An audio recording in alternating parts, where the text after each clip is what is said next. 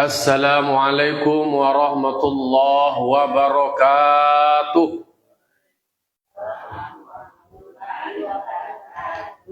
Alhamdulillah. Alhamdulillahi rabbil alamin wa bihi nasta'in ala umuri dunya waddin. Wassalatu wassalamu ala ashrafil anbiya'i wal mursalin sayyidina wa maulana wa habibina Muhammadin wa ala alihi wa sahbihi ajma'in.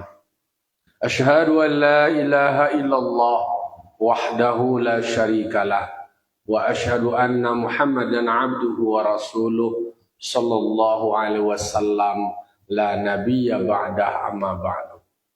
Qala rabbi shrah li sadri wa yassir li amri wahlul 'uqdatam min lisani yafqahu qawli. Yang hormati Bapak-bapak, Ibu-ibu, kaum muslimin dan muslimat, jamaah subuh Nurul Jihad, Pasakandang yang dimuliakan Allah Subhanahu wa taala. Pertama sekali puji syukur kita ucapkan kehadiran Allah Subhanahu wa taala. Alhamdulillah kita masih tetap bersemangat, masih tetap bisa mensyukuri nikmat Allah dengan kita taruh memanfaatkan nikmat tersebut untuk mendekatkan diri kita kepada Allah.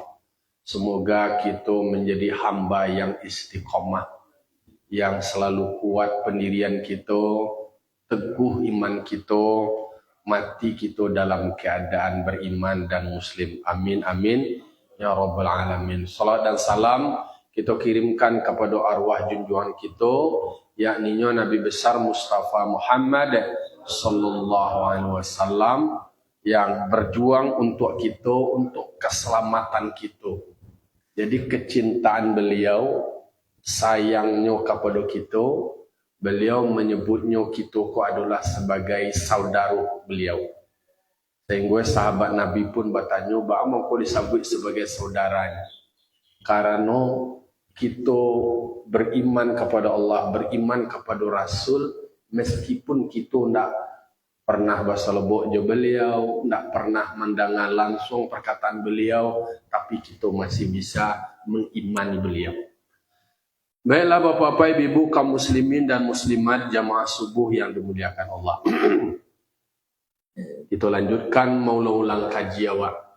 Karena apa kaji ku dia berulang. Kita manfaatkan setiap waktu kita dalam majlis ilmu subuh kini, karena subuh adalah hari yang terbaik, waktu yang terbaik. Kini kita lanjut surah Al-A'raf ayat 85 lain. Yo kita masih berlanjut cerita para Rasulullah. Ikonan selobok di kita surah Al-A'raf baturi-turi kisah Nabi saja, kisah Rasul. Surah Al-A'raf ayat 85. A'udzu billahi minasyaitonir rajim. Bismillahirrahmanirrahim. Wa ila madyana akhahum syu'aiba qala ya qaumi ibudullaha ma lakum min ilahin ghairu qad ja'atkum bayyinatun min rabbikum wa awful kaila wal mizana wa la tabkhasun nasa asya'ahum wa la tufsidu fil ardi ba'da islahiha dzalikum khairul lakum in kuntum mu'minin. Sadaqallahul azim. Nah, di dalam surah Al-A'raf ayat 85 Allah Ta'ala memberikan tahu kepada kita, memberitahukan kepada kita tentang kisah Rasul Allah yang bernama Syu'aib. Syu'aib ko sendiri adalah Rasul nang katiga balik, ya dong. Jadi dari sebelumnya dari Lut langsung lo kepada Nabi Syu'aib leh. Walaupun seharusnya kan ada Nabi Ibrahim lo sebelumnya, kemudian ada Nabi Ismail, Nabi Ishak. Tapi kini karena periode ko masih berdekatan. Walaupun sebenarnya tentu Nabi Ibrahim dan Nabi Ismail lebih dahuluan. Tapi di dalam surah Al-A'raf Iko disebutkan kisah Nabi Syuaib setelah Nabi Lut. Karena memang Nabi Syuaib ko ada keterkaitan dengan Nabi Lut. Ada keterkaitan dengan Nabi Lut. Nah, di dalam surah Al-A'raf ayat 85, wa ila madyana akhahum Syuaibah. Kepada kaum Madian, namanya Madian. Akhahum, kami utus saudara mereka Syuaib. Syuaib ko anak dari Madian. Cucu puyuh dari Madian. Madian iko ternyata beliau adalah anak dari Nabi Ibrahim. Jadi Nabi Ibrahim ko anaknya 3 balik. Istri yang tapi nan tasabui hanya 2 anak beliau. Nan terkenal lah bahasa wakini yang viral. Nabi Ibrahim ku punya anaknya 3 balik dari ampe istri. Istrinya Siti Sarah, seorang anak Ishak namanya. Nan Siti Sarah ko memang orang Babilonia, orang Irak, Mesopotamia, sakampungnya Nabi Ibrahim. Sementara istri Nabi Ibrahim yang kadunya bernama Siti Hajar. Siti Hajar ko dari suku Kipti. Kipti ko adalah dari Mesir. Jadi induk dari Nabi Ismail bernama Siti Hajar itu dari Mesir. Nama kaumnya kaum Kipti. Kan termasuk Kipti ko lah yang kemudian sama Nabi Musa dong. Kan di Mesir itu berhadapan dengan Firaun. Jadi dalam suatu riwayat Siti Hajar ko ada disebutkan anak raja lo dulu di Mesir ko, tapi lah dikalahan di Firaun sadua. Sehingga keluarganya ko menjadi tawanan. Itu hilang kerajaannya lah, menjadi budak lah.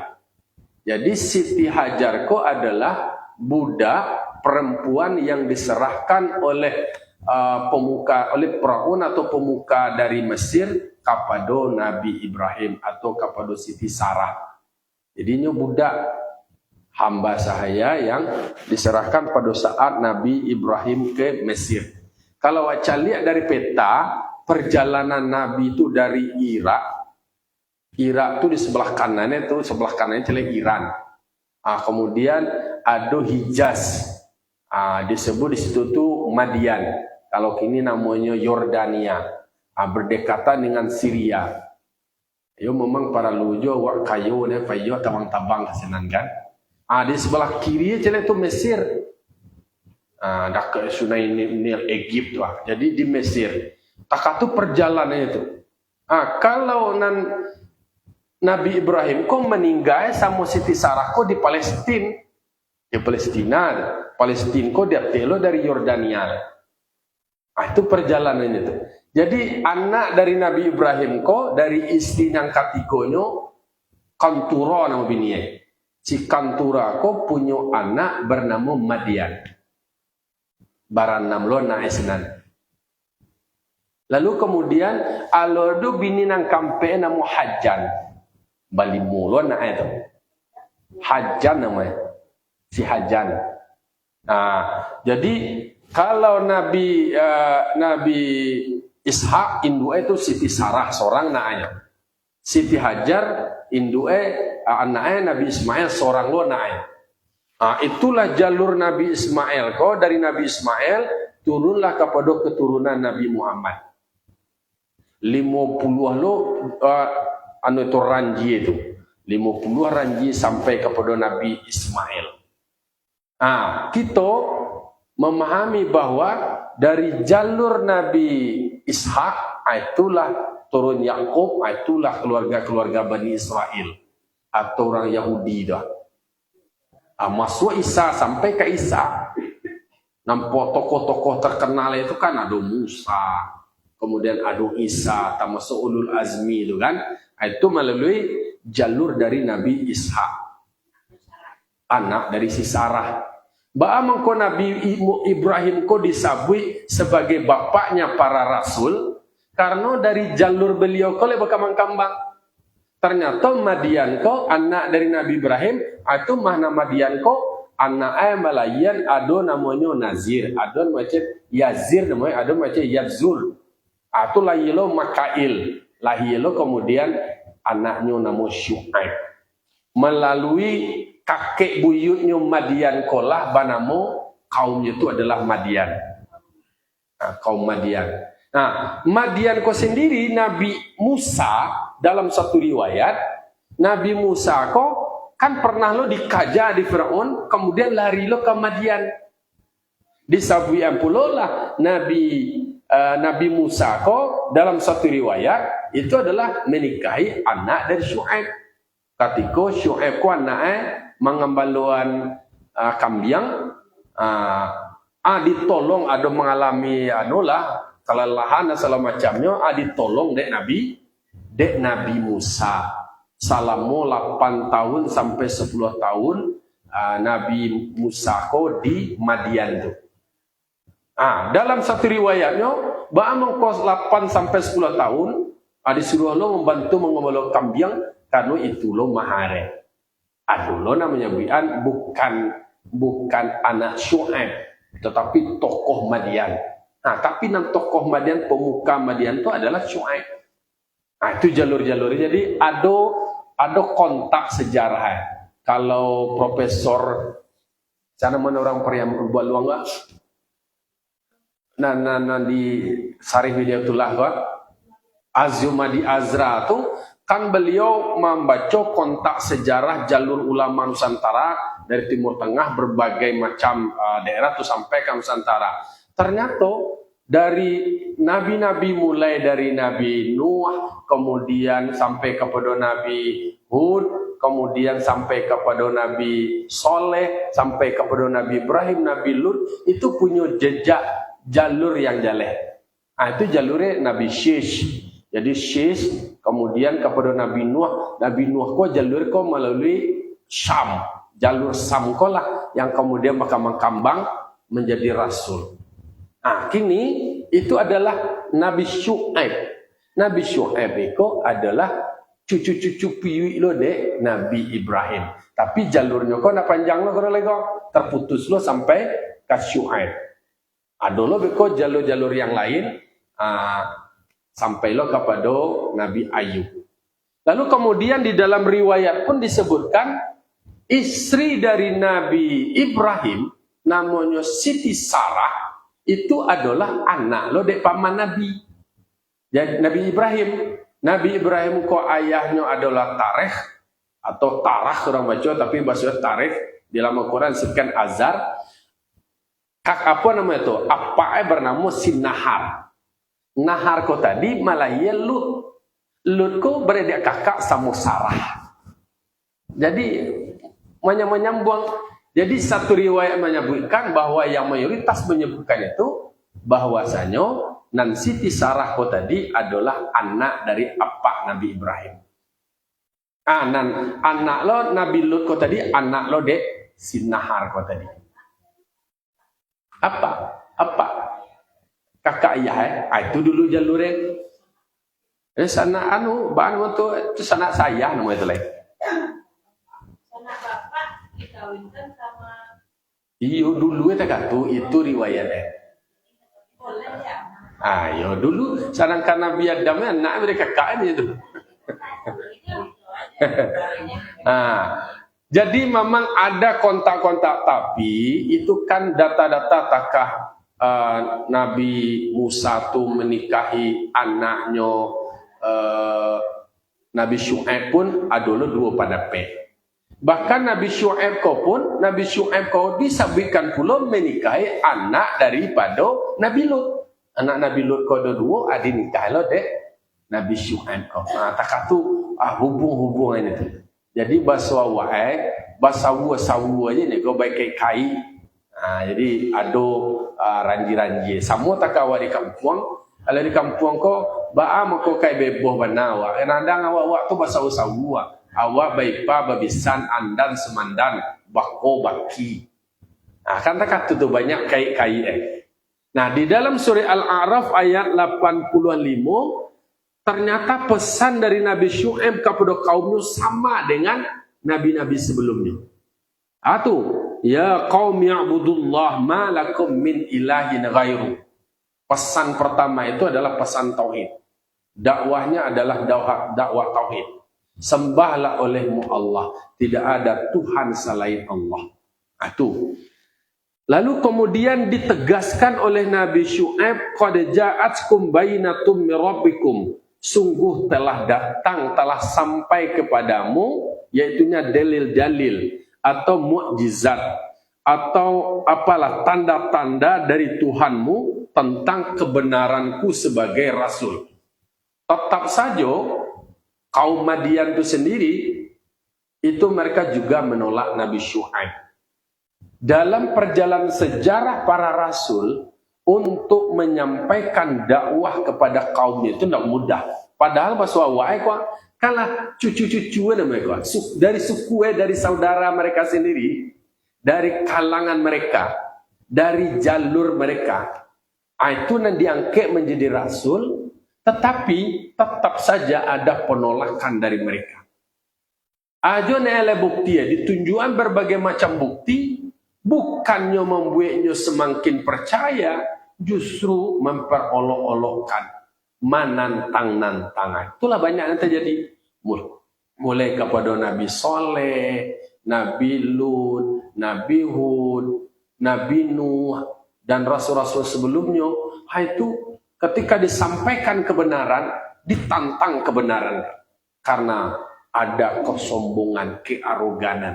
Faktor yang membuat sombong tuh faktor anulah, mungkin dia kanunyolah tua, dia kanunyolah pengalaman, saja dulu tak kok kami, kok kamu pandai aja menaga-naga, kan itu. Itu yang menjadi tantangan di dalam sebuah dakwah. Maka awak majajak keluarga awak, majajak nusana awak, majak kaum awak, memang bagi mereka yang tidak percaya kawaknya akan menolak. Tapi apapun itu, Rasul tidak pernah berhenti untuk mengajak. Takatulah pesannya kawan. Awak mama majak dusana awak, kaum awak, keluarga awak, warga awak, masyarakat awak, lingkungan sekitar awak itu tidak boleh ada kata bosan, tidak boleh ada kata berhenti. Jadi apapun itu tetap diajak berdakwah, kemudian disampaikan kebenaran. Lalu apa yang menarik dari pesan berikutnya dari Nabi Syu'aib? Fa'auful kaila wal mizan. Sempurnakanlah gantang dan timbangan. Jadi adalah faktor-faktor muamalah. Jadi ada pesan pertama adalah pesan tauhid. Pesan tauhidnya memang terkait dengan kebiasaan dari orang Madian, yaitunya menyembah batang kayu. Ada batang kayu muktafikat atau disebut dengan ashabul aikah. Ada batang kayu dan agak berbeda juga batang kayu yang lain, baik dari soal bantuan, kagadangannya, ketinggiannya, ada yang agak aneh lah, agak berbeda. Ado-adonya didorong oleh bisikan iblis. Aku agak balain ke maiku nang sebenarnya kok. Sehingga mereka itu adalah orang penyembah batang kayu, menjadikan kayu itu sebagai sesembahannya, tampaknya menyembah. Itulah bentuk-bentuk nan negane ikolah nan menjadi Tuhan awal. Itu nan diwariskan, itu nan didakwahkan dek Nabi Syu'aib supaya jangan mempersekutukan Allah. Sembahlah Allah, tidak ada Tuhan selain Allah. Batang kayu disembah. Mengapa batang kayu? Bisa mengari tidak bisa bergerak, tidak bisa diasak, tidak bisa melakukan apa-apa. Itu pesan pertama dalam agenda dakwah Nabi Syu'aib. Kemudian yang kedua, yaitunya supaya fa'auful kaila wal mizan, dalam praktek berbisnis, dalam praktek perdagangan. Jadi dek karano masyarakat ko lama kekambangan, ado mengalih adolo nambah tukang, adolo merantau ke kampung orang, berbagai macam ojo kalorongan sulang-sulang. Kemudian yang banyak sukses adalah orang nambah dagang. Badagang ko soal menimbang jo marantang. Timbangannya banyak nah tidak seimbang. Nampak tweet namanya ko nyo berbagai macam cara.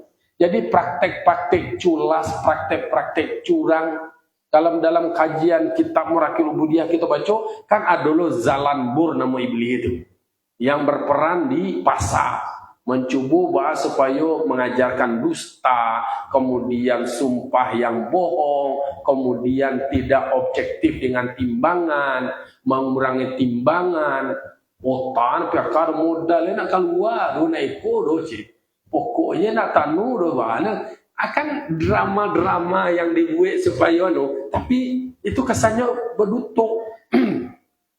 Aiko praktek dulu yang terjadi itu dan diingatkan oleh Nabi Syuaib karena itu berbahaya.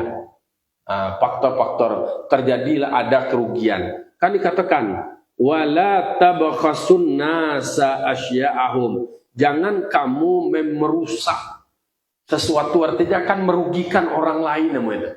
Awak kau buntung, awak orang jangan rugi kan kata. Awak buntung orang jangan rugi. Abalabu awak boleh membiak labu tapi sekiro-kiro. Iko awak balabu awak buntung tapi orang kemudian taniayu orang rugi, rusak timbangan. Mangko di dalam Islam itu ada aspek muamalah, ada di dalam kitab fikih itu namanya bab buyuah. Awak dia lah fokus ke tafsir lah dulu kan awak baru mengaji fikih. Jadi di fikih itu ada nama bab buyuah, bab jual beli. Banyak tuh pasal-pasalnya tentang transaksi-transaksi awak, muamalah awak. Termasuklah dalam soal timbangan. Ada timbangan yang dianuan namanya kok dikurangan namanya dilubangai atau macam-macam lah cara. Jadi praktek-praktek itulah ada dulu. Mangkoi bilih itu adalah tugasnya yang spesialis itu.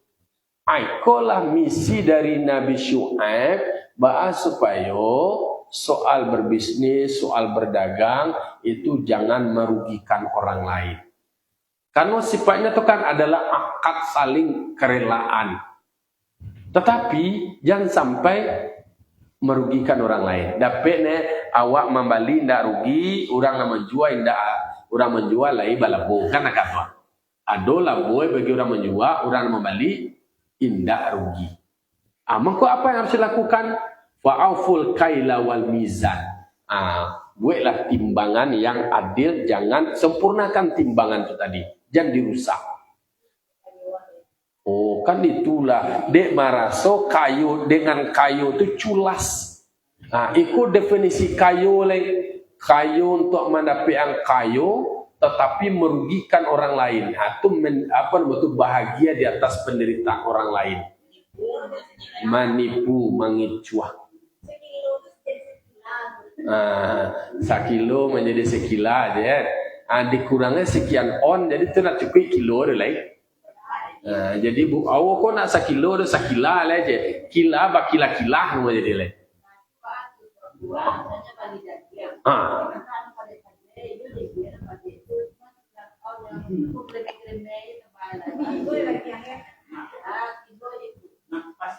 Jadi maka model berbisnis itu kan istilahnya ambo belajar buku sosiologi ekonomi aduh Profesor Damsar Tamai di Jerman. Jadi masalah terjadi adalah masalah informasi, pembeli lemah informasi harga. Yang banyak terjadi praktek itu adalah praktek di pasar tradisional.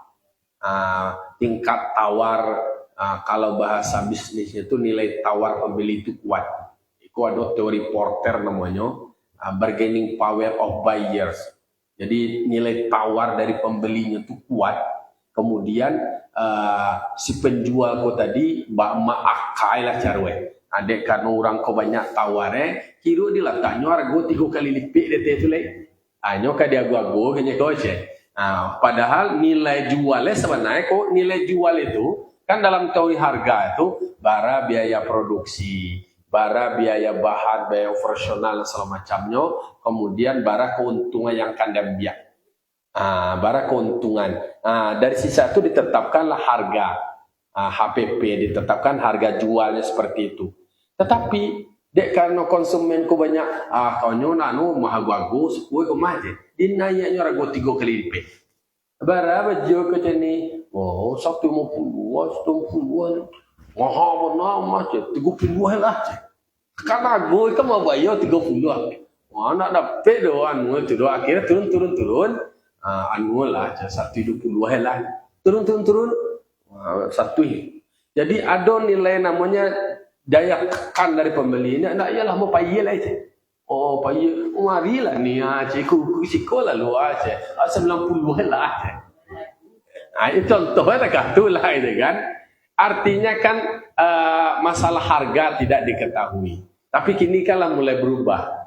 Orang harago itulah ada di tarifnya. Kau katuju beli harago kau bantu kau harago belilah. Kalau ditetapkan harga. Ya. Kadang awak mau pingin dua menaikkan orang awak tuan misalnya lapor daripada jual ke Cina mana ragu. Tapi kadang awak tetap jual. Iya mangko nak mau jangan Cina tu disalah Cina tu perilaku awak di peluan kok sesekali orang rantau pulang kampung ke kampung awak bali nasi anu kok lari paku aja sekali. Padahal inyo orang kampung awak kok merantau nak mau tahu juara go. Maka mau di tradisional mau biasa salah macam gue harga gue tetapkan harga gue. Jadi mangko ada beberapa pemerintah menyarankan ada harga tarif yang ditentukan. Jadi kalau katuju dia pembeli dengan iko nilainya, bentuk produknya, kemudian iko harganya udah beli. Iko ndak anunya lah sekian. Itu contoh. Iko kan soal modus dan soal motif niatnya tuh benar tuh ingin menapiannya ada teori kok adalah dinaiknya harga tinggi-tinggi, nak dapat untung gadang sekali. Mau banyak orang sudah tu beli, nak tak perlu dia dah jalan untung banyak. Padahal tu orang kecewa sudah tu Ada orang pendekatannya, nyo marginnya kecewa orang kini kok nangkanya dapat sengene, tapi orang banyak belanja. Orang banyak belanja mau ulang. Jadi memang ada berbagai macam teori namanya. Kalau di orang bisnis ada teori Porter, bahasa anu lah jadi orang bicara soal harga, cost leadership dulu. Harganya biaya. Takah ambo kuliah dulu awak namanya mahasiswa yang sebuah keterbatasan makan di barak namanya. Nasi ambillah sepupuhe. Tapi arah gue itulah sambal, kok talu, kok daging dua ragai. Itu banyak talu aja. Beli itu sesuai aja talu atau nasi banyak lah, wah banyak lah. Tergantung nasi kalau nan ayamnya sekian harga gue, tapi nan nasi boleh nama nampu gadang kalah. Tergantung memang tampil nak dulu biaya pondok-pondok di dekat nu je deh. Sambalnya nasi tak pupuh lah. Sebab tampil orang tukang-tukang ke makan senan. Nasi boleh cari ke betong aja. Jadi sebarana lah pauri orang mahasiswa kacalah dia tong saja itu. Lah dia tong saja. Jadi kalau nama nano tentu makan pagi-pagi nak makan di tengah hari di litam kau kan enggak banyak mana itu. Sambal beli lagi. Jadi maka poin iko yang menjadi PR dan tantangan agenda dakwah dari Nabi Syuaib itu adalah merubah perilaku umatnya, kaumnya yang culas, yang curang, praktek-praktek bisnisnya itu adalah curang, merugikan orang lain. Maka wala tabakhusun nasa asya'ahum. Jangan kamu membuat mereka itu merasa dirugikan. Jadi ada praktek bisnis, teori keterlekatan namanya. Contohnya awak berkawan gua. Awak dek kawan tu percaya awak malih kawan awak. Awak sama awak boleh kawan awak kau lah baru tu awak anu je. Yalah. Tiba di kawan kau keceknya kau dek awak percaya pembeli kau kawan awak menjual mah. Itulah nak alam murah banaras we percaya awak. Kira barang yang sama dibalilo di kawan yang lain katampek yang lain, kira lebih murah lah harga le. Bagat itu leh. Kan hilang kepercayaannya lah tiba berkawan mau kau rusak. Tiba di kawan lo nanti polonco na. Jadi makanya membuat ada orang percaya dengan persahabatan hubungan sosial tapi justru didustai. Itulah ketidakpastian harga. Kalau kini zamannya itu adalah zaman kepastian harga. Jadi harus pasti lah. Jadi banyak praktek-praktek bisnis yang diadopsi oleh negara-negara modern, negara-negara maju, mereka ada kepastian harga. Jadi nak ada orang nananura, nangkai kecewa, kok kan? Itulah contoh. Kalau pakai Cik Muhammad Abduh justru ketika nyopai ke beberapa negara maju keluar itu justru kecilnya itu lebih Islami lu orang tu lagi. Punya disiplin, kemudian waktunya memanfaatkan dalam praktek-praktek muamalahnya terbuka, bajaleh-jaleh, itu.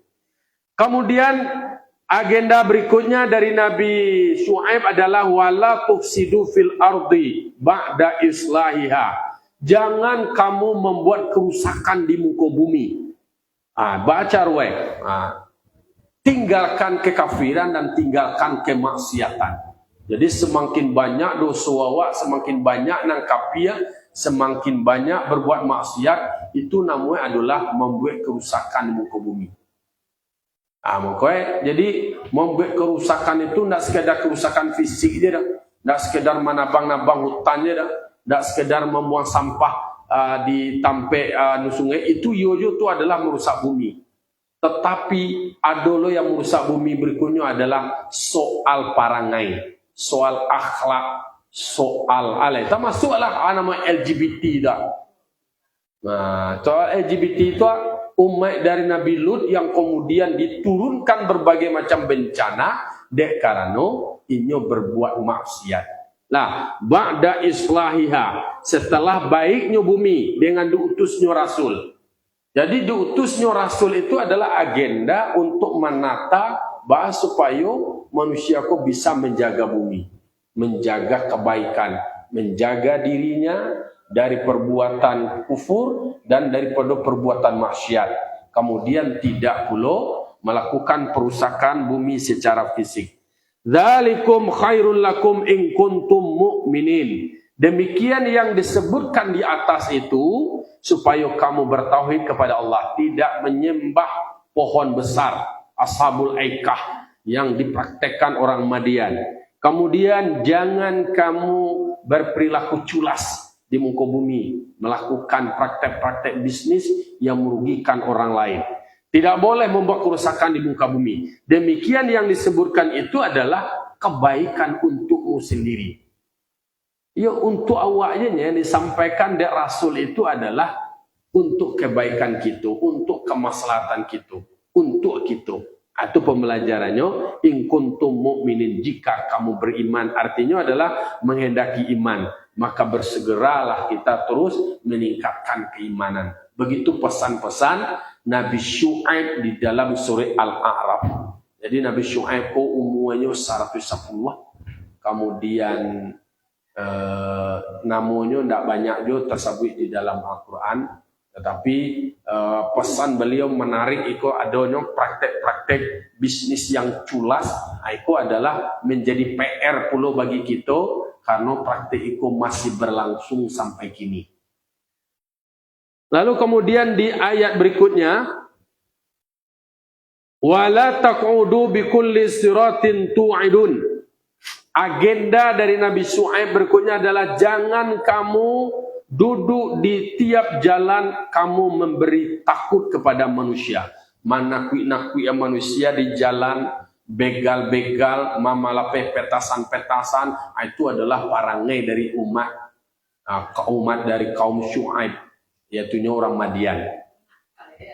Jadi dulu tuh begal-begal tuh ada nama itu merampok-rampok lewat orang Takambo tuh SD dulu. Ada membaca Bukit Tambunan Tulang. Kan ada penyamun namanya kan. Penyamun tu ada orang dulu pakai pedati, pakai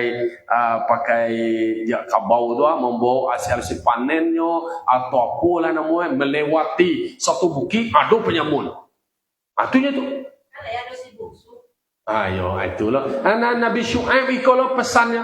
Jadi cerita ko dulu Nabi Syuaib agendanya adalah menghilangkan yang namanya perilaku-perilaku yang merusak atau mengganggu keamanan dan kenyamanan. Tidak boleh ada pembegal, tidak ada penyamun, tidak boleh ada orang yang menakut-nakuti manusia lain di jalan. Diambil jalan, ada lo kayak oto-oto antar provinsi itu bus-bus, ada je nama lompek, kemudian ada mempatakui orang dan segala macam, sopir diminta piti atau diambil ameh dan segala macam. Iko salah satu PR dari Nabi Syuaib supaya menghilangkan tindakan-tindakan begal, penyamun, perampok atau yang menakut-nakutkan orang di jalan. Jadi dikatakan wala taqudu bikulli siratin tu'idun. Jangan kamu duduk di setiap pinggir jalan atau di tengah jalan tu'idun, kamu menakut-nakuti manusia dengan mengambil pakaian mereka atau semacam-macam lah, ada perhiasan mereka. Baju ini dan biaya itu sudah orang buka baju berbagai macam praktek-praktek itu dulu yang kemudian dituntaskan oleh Nabi Syuaib. Polisi. Oh, polisi itu kambe. Oh, kau polisi itu kan sebagai penegak hukum tuh. Polisi kau memastikan orang tertib. Oh, takwi nak sekolah ni nak pakai helm. Takwi itu adalah orang yang melanggar aturan. Nah, melanggar aturan. Aturan itu kan supaya manusia kok teratur. Kalau di jalan kalau dibuat jalan beraspal, tuh kok terjadi macam-macam, kok dilindungi kepala akan itu. Nah, di nama takwi itu bagian merasa bersalah. Jadi kecil lo polisi kok tak masuk yang ditumpaskan lo dia Nabi Syuaib enggak. Itu adalah orang yang memastikan mereka tertib lalu lintas. Karena orang boto, orang bonda, kancang-kancang diatur. Kemudian harus ada kelengkapan kelengkapan itu. Tapi kok ada lo perilakunya menyimpang, tujuannya mengambil jalan untuk meraut, untuk merampok dan menyamunuh. Sama tuh, para dulu ditumpas. Harus dipasang mualo tuh, kok itu lo perangai. Nah, tapi kan orientasinya lebih kepada untuk ketertiban. Posangko bayi Jawa, karena masih banyak jonan baik-baik. Masih ada namo hitam-hitam ya. Ada di TV ya. Jadi termasuk Nabi Muhammad itu pun ketika beliau Isra, kan beliau berhenti di Madian. Salah satunya adalah di Madian. Kok Indian tuh dulu Indiana Madian. Kok tadi kan namanya kini lah noleh. Dulu nama Syria dengan Hijaz. Syam lah, negeri Syam. Kini Syria. Syria itu agak di atas dari Yordania teh. Di atas Yordania itu ada Syria. Sebelah kirinya Mesir. Di atas jadi tengah-tengah adalah Palestina. Di situ tuh sampai Oh, Yaman di bawah Makkah. Yaman di bawah Arab Saudi, kemudian di sebelah kanannya seketek yaitunya Emirat Arab, di bawah Oman. Di balik Selat Hormuz itu adalah ada dekatnya Kuwait sama Qatar, pinggir-pinggir kecil, di sebalik itu Iran atau peta. Jadi menariknya pakai peta sejarah-sejarah tuh karena memang alur-alur sejarah dicari itu. Kalau orang haji, di Arab Saudi itu hanya lewatnya ke India atau lewat itu. Lewat jalur panas gini. Ada, insyaallah man. Nah, jadi agenda berikutnya adalah watasuduna an sabilillah man amana bihi. Orang-orang dari kaum Madian itu tadi, mereka itu adalah melarang orang dari jalan Allah, artinya agama Allah. Orang yang beriman dengan Allah dengan menakut-nakuti kamu akan dia dengan membunuh. Itu karajue itu. Itu nanti ditumpas dia Nabi Syuaib. Karajue, jumpa ke surau ke punduang tu. Apa ke punduang pe dia. Itu nama larang-larang. Jampai mengaji. Menakut-nakutin orang beriman kepada Allah atau orang yang melakukan agenda-agenda fisabilillah. untuk mendekatkan diri kepada Allah. Kuat dulu nama nabi-nabi yang terkatu itu adalah orang yang patut ditumpas. Sebab salah satu agenda daripada Nabi Syuaib adalah melarang umatnya jangan sampai ada melarang orang untuk beribadah ke jalan Allah. Wa tabaghunaha iwaja. Kamu justru umat dari Nabi Syuaib kau tadi orang Madian kau karaju adalah membuat orang kau menyimpang bengkok jalan luihnya bengkokan. Orang petik ke surau nya belokan singgah kau ke kamai. Orang petik ke surau singgah ke kalapau ndak melarang kalapau do ndak muai ke surau balai lain-lain gitu. Jadi dibuatnya jalur bengkok lah, jalur orang tak tertarik orang boleh ke surau do, dibuat narasi-narasi yang lain. Dibuat hiburan-hiburan yang merusak orang kemudian tidak beriman. Itu nanti kata-kata, itu nanti ditumpas deh Nabi Syuaib itu agenda-agenda beliau supaya jangan ada orang nan karajue membelokan kebenaran itu menjadi sesuatu yang sasek. Atau orang yang beriman kemudian nyogiring puluh kepada tampek yang salah. Itu nak boleh tidak? Wadhkuru in kuntum qalilan. Tolong ingat ketika ada kamu dulu sedikit, bakatsarakum, maka diperbanyak di Allah Ta'ala. Dulunya sengeneknya, baka kambangan. Kan jumlah banyak pasukan jamaah itu sebuah kebanggaan tu. Dulu sengenek, tolong kana balik. Dulu kamu sengenek. Tak bara dulu pengikutmu, kinilah diperbanyak di Allah Ta'ala. Jangan justru diperbanyak di Allah Ta'ala membuat kamu sombong.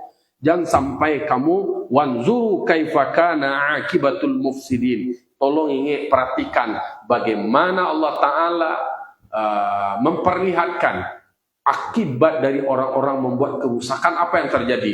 Yang terjadi adalah kebinasaan. Karena memang kecurangan membawa orang kepada kebinasaan, kemudian kejujuran membawa orang kepada keselamatan. Kan banyak cerita kan banyak culas-culas. Ambo mengutip cerita sejarah Nabi Isa jo sahabatnya Hawari. Aduh bersama sahabat karib Nabi Isa itu kan cerita tentang masalah kejujuran dan pengkhianatan. Nabi Isa berjalan badu dia ada piti dapat piti ke pembeli 3 roti. Tu mah roti dimakannya di kawan kecil, dimakannya dulu tinggal 2 lagi. Ditanya dia Nabi Isa roti 3 mah macam lagi. Alah dimakannya dia bawa kecil. Padahal nak makan kok. Namun Nabi Isa makan. Nabi Isa kau ingin membuktikan soal kejujuran persahabatan.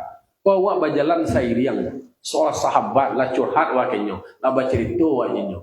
Kira di belakang kawan ditusuk aja. Kemudian alai berbagai macam bukti. Aduh rusuh nan mati ko semacamnya. Bisa diduian. Kan dipacalian bukti-bukti yang itu mukjizat tau. Ditanya ada Nabi Isa lihat roti itu. Uyulah makannya dia wawa nak dua je lah. Ada tu berjalan lo di tangan dia. Dia ajak berjalan berdua, berjalan di tangan dia tu. Pacik dia Nabi Isa sampai ke sebarang. Ditanya lo lihat, lah takah tu pembuktian. Lu jujur le. Tiba le ada 3 onggo ameh. 3 onggo ameh. Kita dapat 3 onggo ameh kita bagi 3 ameh kau. Siapa 3 untuk ambo, siapa 3 untuk engkau, dan siapa 3 untuk nak makan roti cik lagi. Roti nan cik itu ambo makan macam. Jadi tiba lah kau untung baru jujur lagi. Kecil Nabi Isa je lah, ambil lah engkau lah. Ambil ke sadoi. Bab pisah lah. Kalau tak aku, berarti tidak ada lah kesetiaan, tidak ada lah kejujuran di antara awak. Ambil lah sadoi lah. Payah boleh kecil Nabi Isa. Payah Nabi Isa. Kira tiba lah 3 orang penyamun. 3 orang penyamun. Dibunuh pajak kau mati. Nama 3 penyamun kau tadi. Baru ini tak je. Disuruh kawannya seorang pai. Pai beli nasi. Nang kawan pai beli nasi, beli nasi berpikir lah dan tubuh ya pajak berdua je mati berdua je. Tinggal dan seorang tu ada seorang ameh balai. Nan kecil pajak nama tinggal berdua go, mau ni ameh go tadi. Itu bunuh pajanan seorang tu nak beli nasi tu balik itu bunuh. Tinggal berdua le, awak bagi 2 le. Yolah, tiba pajanan beli nasi go tadi. Nasi na untuk nombor 2. Kalau nyo siang na ninyo lah nyo makan lah sama lah. Tinggal nasi itu berdua leh. Pajak ko tibu dibunuh hasil mati. Tinggal nyo dua leh. Nasi pada cula dimakan mati lah kedua. Balik Nabi Isa nampak laki pajak nak merampek ko cia sahabatnya lah mati. Kena bunuh cia lah mati golek ko ala mati lah kampai. Apa terjadi? Ternyata kejujuran membuat kamu selamat. Kemudian ketidakjujuran, pengkhianatan justru membuat awak celaka. Jadi iko gambaran. Jadi iko dan diajar dari Nabi Syuaib betapa nilai kejujuran di dalam berinteraksi, bertransaksi juga penting. Apa diceritakan akibat dari orang membuat kerusakan itu adalah dengan mendustakan Rasul mereka, pada akhirnya mereka berada dalam kebinasaan. Itulah panjang cerita Nabi Syuaib boleh. Itu loh ya. Jadi kesimpulannya dulu bahwa ada beberapa agenda dari Nabi Syuaib kepada kaumnya. Pertama adalah bertauhid kepada Allah. Karena kebanyakan dari orang Madian itu adalah menyembah batang kayu. Iko nan dipeluan, iko nan diluluhan supaya akidah manusia ko elok. Iko dalam wak mengaji didudukan kau tauhid awak. Didudukan iman awak. Ba'a tentang tauhid awak. Maka dimulai dulu 2 kalimat syahadat. Aku bersaksi tidak ada Tuhan selain Allah. Aku bersaksi bahwa Nabi Muhammad utusan Allah. Lalu kemudian dipeluan muamalah. Jangan sampai kemudian berbisnisnya culas. Jangan ada dikurangan timbangan, jangan dikurangkan gantang do guys untuk mendapat keuntungan kemudian merugikan orang lain. Dapat ni kau mengalih awak dapat labo dan sesuai orang membeli tidak rugi. Kemudian agenda berikutnya adalah jangan membuat kerusakan muka bumi. Membuat rusak itu adalah bisa merusak alam secara fisik. Kemudian adolo membuat rusak itu adalah dengan perilaku. Perilaku perbuatan yang mengundang yang namanya bencana. Berbagai macam lah ada orang LGBT dan segala macam tu. Kemudian dilarang pula jangan menjadi pembegal. Pembegal atau nama itu tukang bambik jalan orang, mengganggu jalan orang, penyamun dan lain sebagainya. Kemudian tidak boleh melarang orang beribadah. Orang beribadah pergi ke suruh dia bambik, kemudian dibelok-belok karena lain. Karena semua perbuatan-perbuatan itu akan berdampak kepada kebinasaan. Dan binaso adalah orang yang melakukan itu. Sia nama nuai inyonan. Sia nama nanam inyo nama nuai. Sia nama ngali lubang inyo nama nutup lubang. Jadi berdoa awak kepada Allah Taala semoga kita menyadari banyak kekurangan, banyak dosa, banyak salah.